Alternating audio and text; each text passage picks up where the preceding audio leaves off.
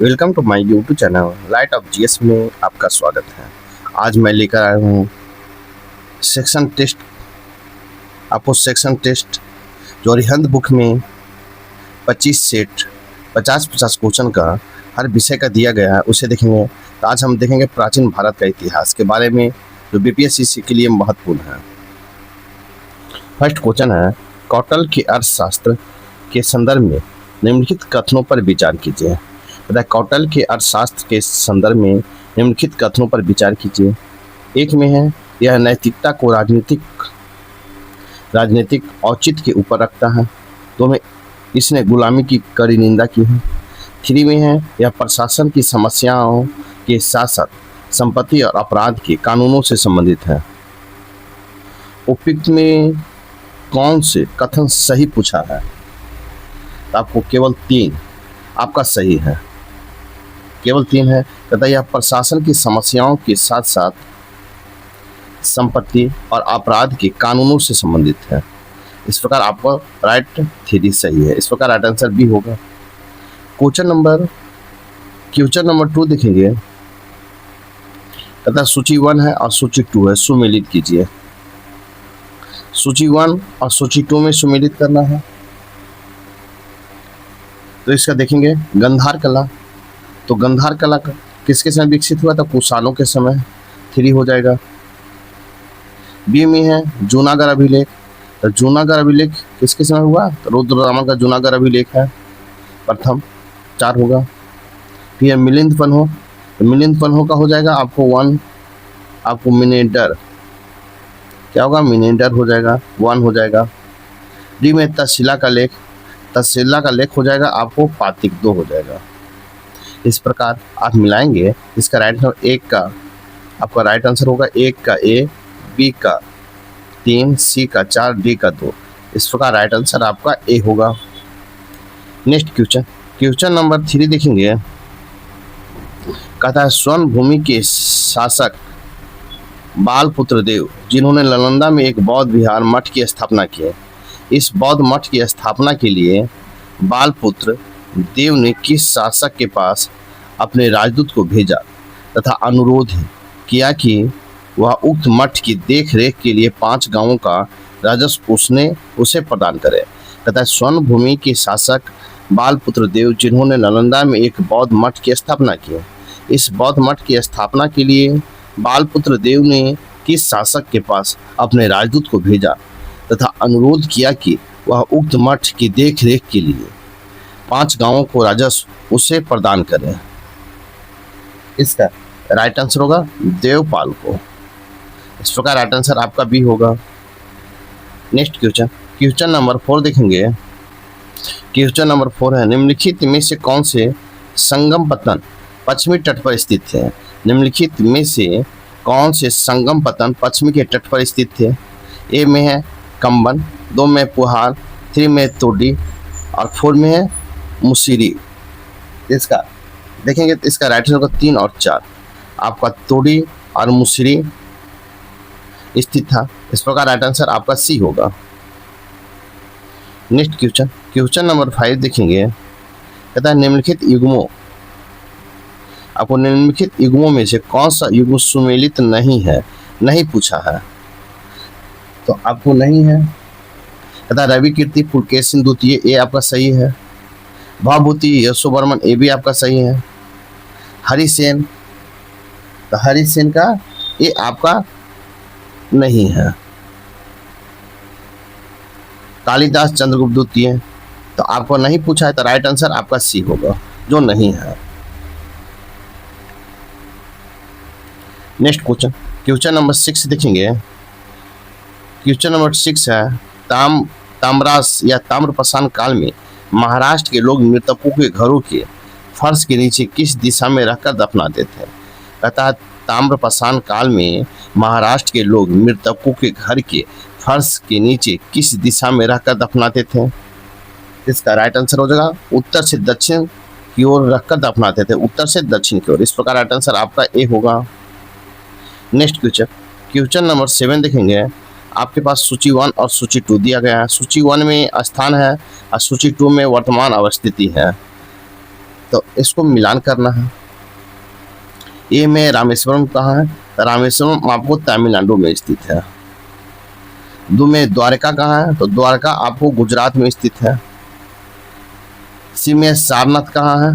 तो सारनाथ आपको उत्तर प्रदेश में स्थित है। डी में महाकालेश्वर, तो महाकालेश्वर कहाँ है? तो आपको मध्य प्रदेश में स्थित है। इस प्रकार आप मिलाएंगे तो इसका राइट आंसर ए, एक का 2, बी का 3, सी का 1 और डी का 4 होगा। इस प्रकार राइट आंसर आपका ए होगा। नेक्स्ट क्वेश्चन नंबर हम 8 देखेंगे। क्वेश्चन नंबर 8 देखेंगे, भारत के दार्शनिक विचार के इतिहास के संबंध में सांख्य संप्रदाय से संबंधित निम्नलिखित कथनों पर विचार कीजिए। तथा भारत में दार्शनिक विचार के इतिहास के संबंध में सांख्य संप्रदाय से संबंधित निम्नलिखित कथनों पर विचार कीजिए। एक में सांख्य पुनर्जन्म या आत्मा के आवागमन के सिद्धांत को स्वीकार नहीं करता है। दो में है सांख्य की मान्यता है कि आत्मज्ञान ही मोक्ष की ओर ले जाता है, ना कोई वाय प्रभाव अथवा कारक है। उपयुक्त में से कौन सा कथन सही है? इसका राइट आंसर हो जाएगा केवल 2। आपको सांख्य की मान्यता है कि आत्मज्ञान ही मोक्ष की ओर ले जाता है और ना कोई वाय प्रभाव है अथवा कारक। इस प्रकार राइट आंसर आपका बी होगा। नेक्स्ट क्वेश्चन नंबर 9 देखेंगे।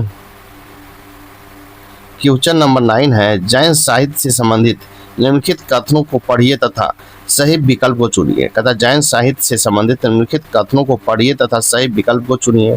कथन ए में है श्वेतंबर धर्म सूत्र के 12 अंग शामिल है। कथन 2 में है श्वेतंबर परंपरा के अनुसार इन अंगों का संकलन बल्लभी में आयोजित एक धर्म सभा में किया गया था। इसका राइट आंसर कथन 1 और 2 दोनों सही है। इस प्रकार राइट आंसर आपका ए होगा। नेक्स्ट क्वेश्चन नंबर 10 देखेंगे। कहता है भारत में निम्नलिखित में आने वाला सही कर्म क्या है? कहता है भारत में निम्नलिखित में आने का सही काल कर्म क्या है? ए में सोने के सिक्के, 2 में आत्म मुद्रा, चांदी के सिक्के, 3 में लोहे का हल, 4 में है नगर संस्कृति। इसका राइट आंसर हो जाएगा आपको सबसे पहले क्या है नगर संस्कृति, उसके बाद लोहे के हल, उसके बाद आया आहत मुद्रा, फिर वन आया आपको सोने की सिक्के। तो इस प्रकार राइट आंसर आपका बी होगा।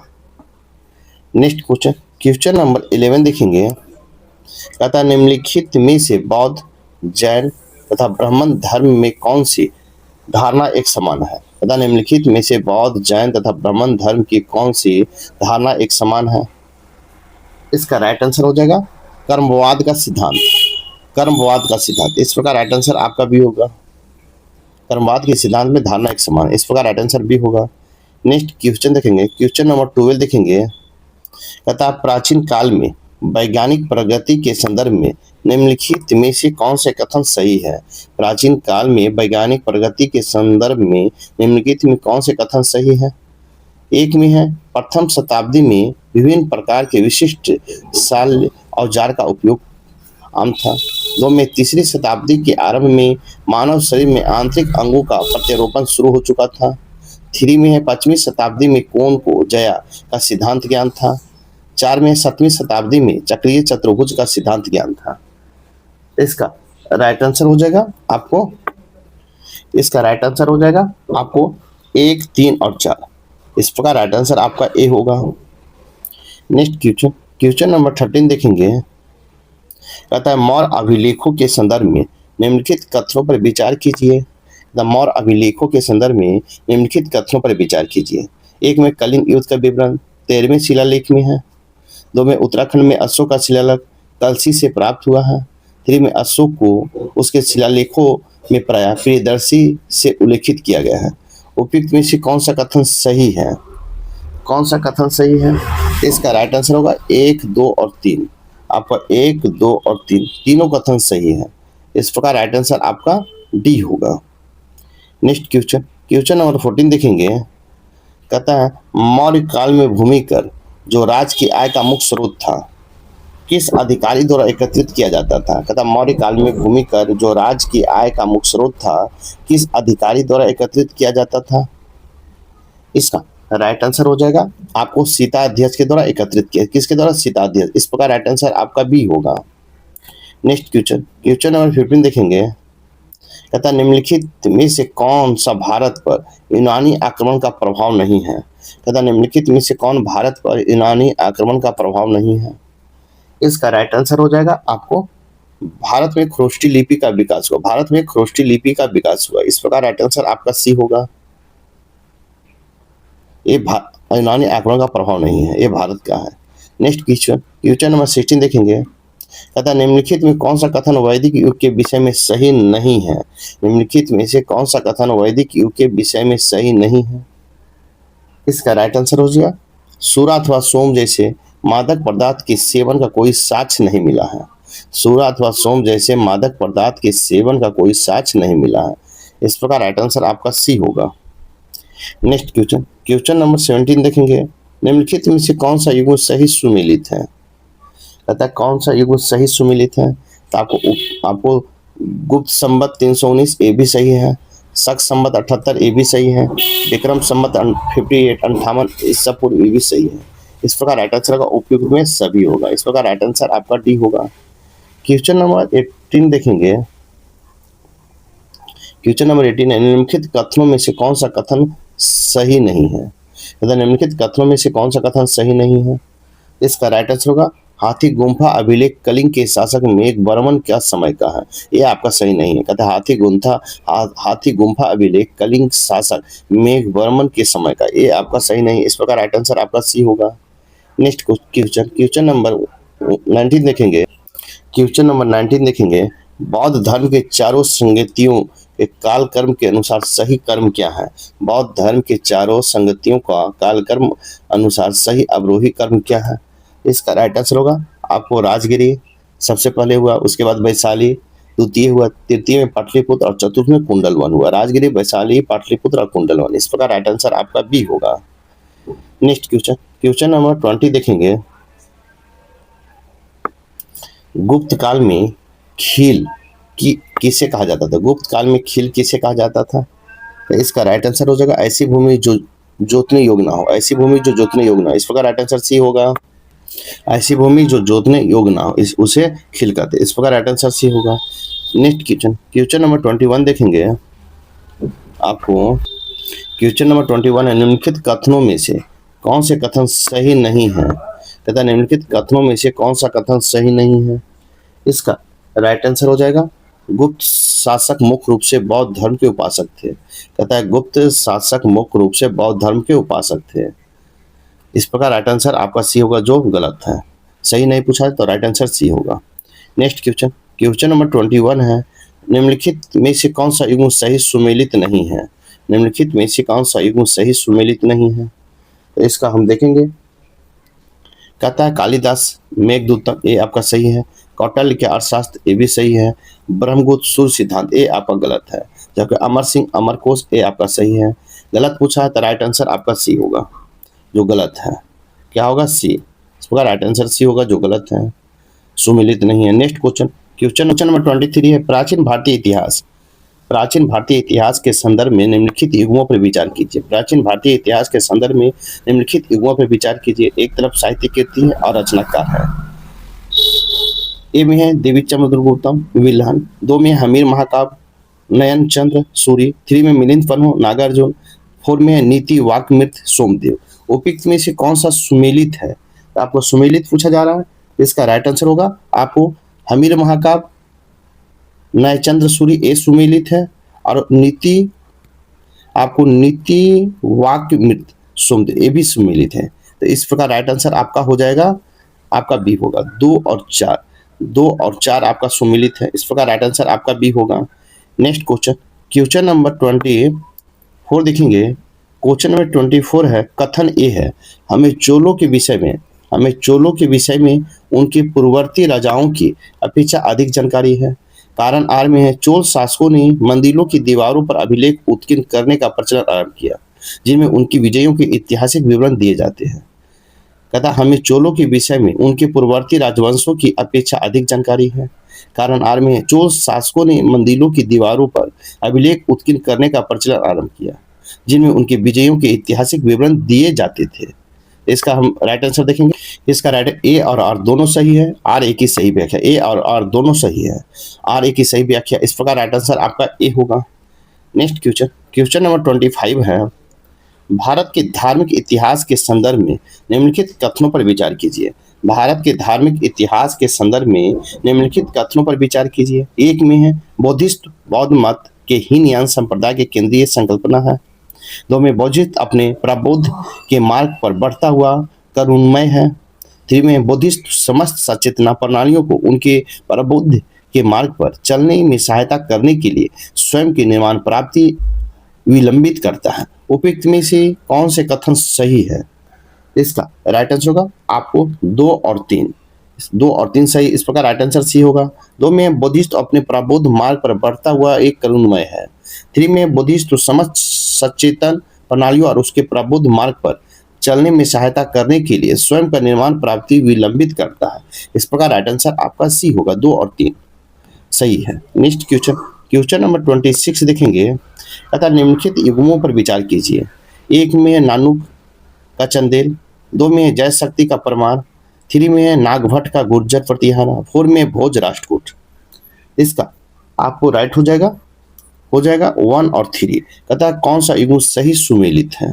तो आपको नानुक चंदेल आपका सही है, और उसके बाद है नागभट्ट गुर्जर प्रतिहार, ये आपका सही है। इस प्रकार राइट आंसर आपका सी होगा। नेक्स्ट क्वेश्चन, क्वेश्चन नंबर 27 देखेंगे, निम्नलिखित में से कौन सा प्राचीन नगर अपने उन्नत जल संचयन और प्रबंधन प्रणाली के लिए सुप्रसिद्ध है, जहां बांधों की श्रृंखला का निर्माण किया गया था और समंद जलाशय में नहर के माध्यम से जल को प्रभावित किया जाता था? तथा निम्नलिखित में कौन सा प्राचीन नगर अपने उन्नत जल संचयन और प्रबंधन प्रणाली के लिए सुप्रसिद्ध है, जहां बांधों की श्रृंखला का निर्माण किया गया था और समंद जलाशय में नहर के माध्यम से जल प्रभावित किया जाता था? तो इसका राइट आंसर हो जाएगा आपको धौलावीरा में।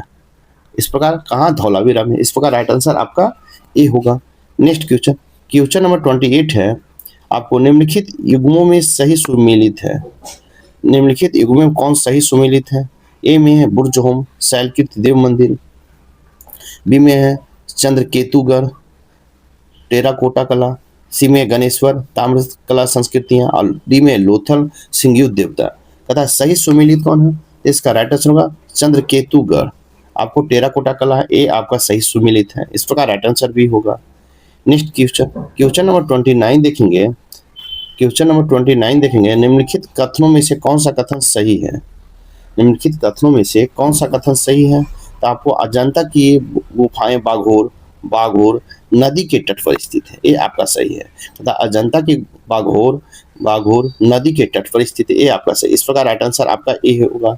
क्वेश्चन नंबर 13 होगा, क्वेश्चन नंबर 13 होगा, भारत के इतिहास के संदर्भ में निम्नलिखित घटनाओं पर विचार कीजिए। भारत के इतिहास के संदर्भ में निम्नलिखित घटनाओं पर विचार कीजिए।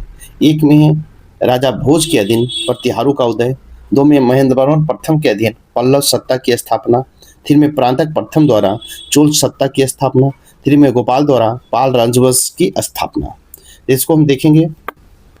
तथा उपयुक्त घटनाओं को प्राचीन काल से आरंभ तक सही कालक्रम क्या है? उपयुक्त घटनाओं का प्राचीन काल से आरंभ तक का सही काल अनुक्रम क्या है? इसका राइट आंसर होगा आपको 3 4 1 3 होगा। 3 4 1 3 होगा। इस प्रकार राइट आंसर आपका सी होगा। देखेंगे हम, कहता 3 प्रांतक प्रथम द्वारा चोल सत्ता की स्थापना, फिर गोपाल द्वारा पाल राजवंश की स्थापना, भोज के अधीन प्रतिहारों का उदय, महेंद्र वर्मन प्रथम के अधीन पल्लव सत्ता की स्थापना। इस प्रकार राइट आंसर आपका सी होगा। 2 4 1 3 होगा। इस प्रकार राइट आंसर आपका सी होगा। आपका प्राचीन भारत का 30 क्वेश्चन का सेट अरिहंत बुक से यहीं पर समाप्त होता है। साथ ही वीडियो को लाइक कीजिए, शेयर कीजिए, चैनल को सब्सक्राइब नहीं किए तो सब्सक्राइब कर लें। और फुल आप 150 क्वेश्चन का सेट प्रैक्टिस डेली आपको आ ही रहा है। तो फिर नेक्स्ट में मिलते हैं सब्जेक्ट के साथ। तब तक थैंक यू, धन्यवाद, जय हिंद, जय भारत।